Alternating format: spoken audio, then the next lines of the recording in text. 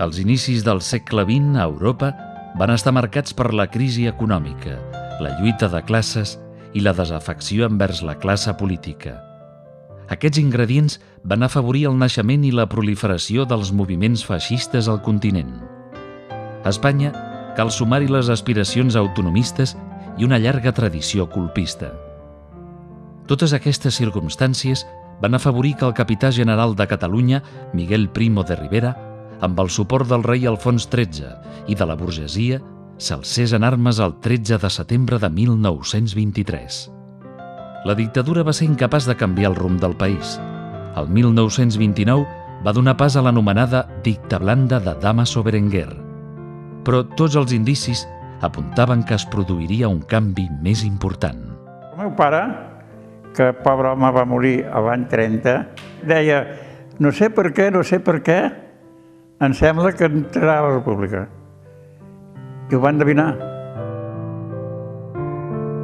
A les eleccions del 12 d'abril de 1931, els partits prorepublicans van obtenir una majoria aclaparadora.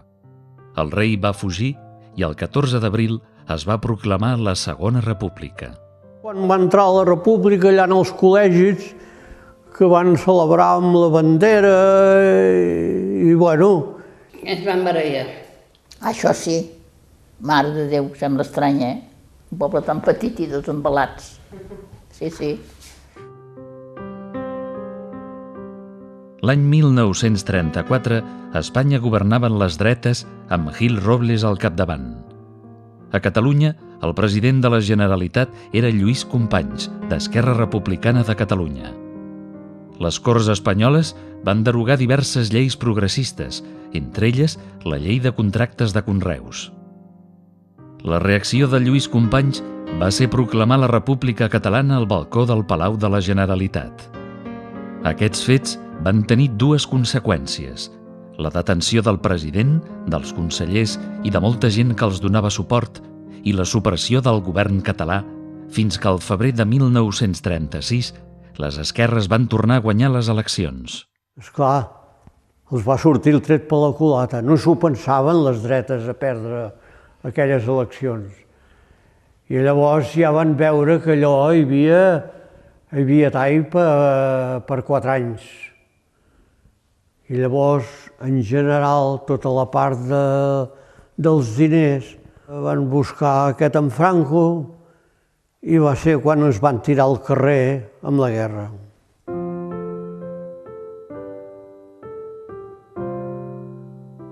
Que aquí, en aquells moments, hi havia Jorge López de Sagredo. Aquest era gentilhome del rei. Allà on hi ha les corteses a baix, hi va haver la germana d'aquest senyor, que era l'única concejala que hi ha hagut a Barcelona. Bueno, que hi havia hagut. Llavors no n'hi havia de dones que fessin aquests càrrecs. Maria López de Sagredo. Llavors aquí a Can Duran hi havia una altra germana que el seu marit era el cònsol d'Egipte. 7 o 8 dies abans que estallés la guerra es va veure una cosa rara amb ells. I ara sortien, en un cotxe se n'anava, l'altre d'allò, ja tenia immobles. I sí, va venir un moment que, pum, se'n van anar. I als 2 o 3 dies ja va estallar la guerra. Què vol dir això? Que estaven tots al tanto, que sabien de què anava la cosa.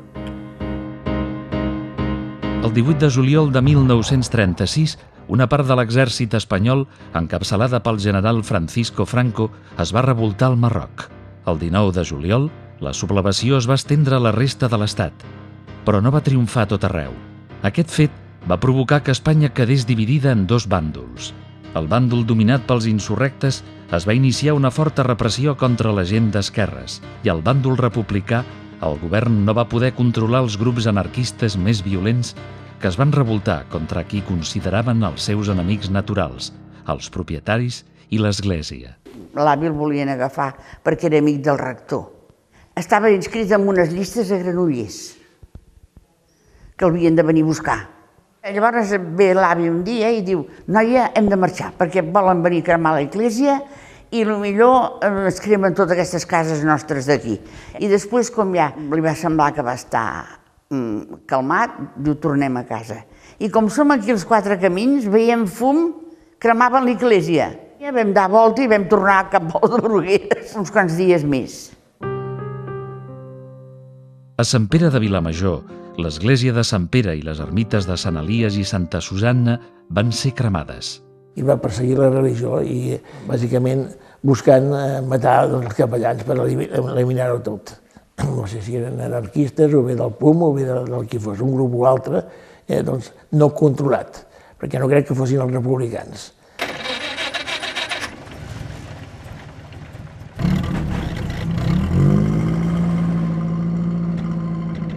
Quan van dir que havia esclatat la guerra, que van pujar un cotxe d'aquest descapotable i anaven unes persones allà, 5 o 6 persones, uns fusells, i anaven vestits de vermell, que deien que era la FAI i que eren de Granollers. I van pujar a dalt a la plaça, van parar amb el cotxe, van baixar amb armats allà. Va pujar un senyor que era el Pompeu Fabra. Em sembla que estava en una de les cases de Can Cortès, va estar un temps. I va ser l'únic que va sortir aquí perquè no cremessin l'església. I allà els va expressar molt l'home que no ho fessin, que hi havia molt valor, que era un patrimoni no sé què. O sigui, va fer un esforç tot el que va poder. Però alguna amenaçar tant que va desistir. Inclús si no s'hagués retirat, potser li hagués anat malament. Què vull dir?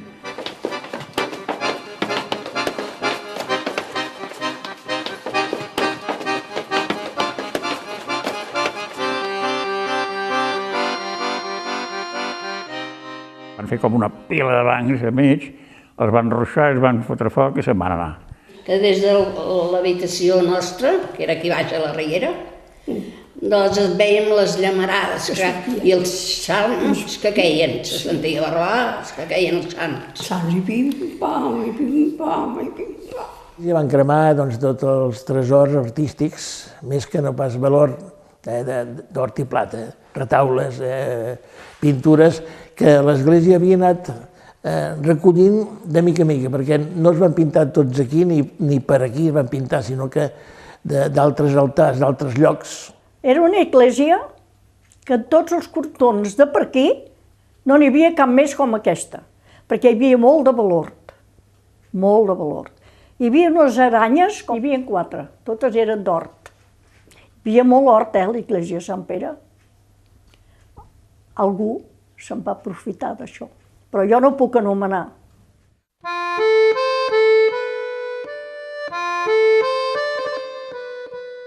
I tants llibres bons que de casa estan, els veiem a cremar allà fora. Uns pilons de llibres que hi havia de molta utilitat i que són coses de l'any de la Quica, i llavors allà els van cremar. I van tirar una campana del campanar, la van tirar dalt a baix. Quan anàvem per tirar la campana a terra, ja fèiem apartar tota la gent de per aquí. Ens van venir a dir que marxessin perquè no sabien la campana com caigués. I va anar a caure a terra i va fer un sot molt gros i de rebot va saltar la muralla, que va fer malbé una mica de muralla. I l'empedrat aquest que hi ha aquí, pujar a l'església, va quedar allà, així de boca terrosa. Llavors sempre deien que per fer material de guerra. Pel dir que volien fer bales per tirar tiros, no? Allà al costat hi havia una casa que és d'aquí Sant Pere, a la vora Gardalet, que era Torreguillera. I aquella dona tenia, em sembla que eren 5 fills i una noia. I aquella dona, em recordo que la meva mare baixava en el safareig de Torreguillera a rentar i aquella dona només plorava i que només me n'ha tornat un i no me n'ha tornat cap més. I en tenia 3 a la guerra, ni va tornar, em penso de 3, ni va tornar un. I aquella dona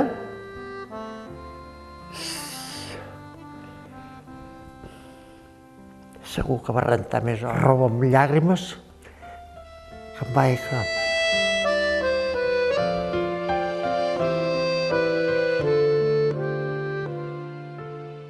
Els esquerres manaven i hagueren manat a la seva manera, més bé, més malament, no ho sabem.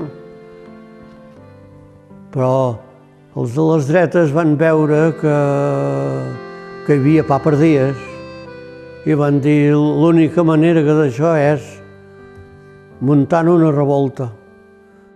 I això va ser una pena, una guerra que es va... molts morts i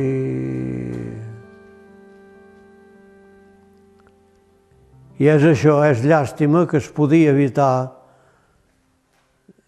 i no es va voler evitar.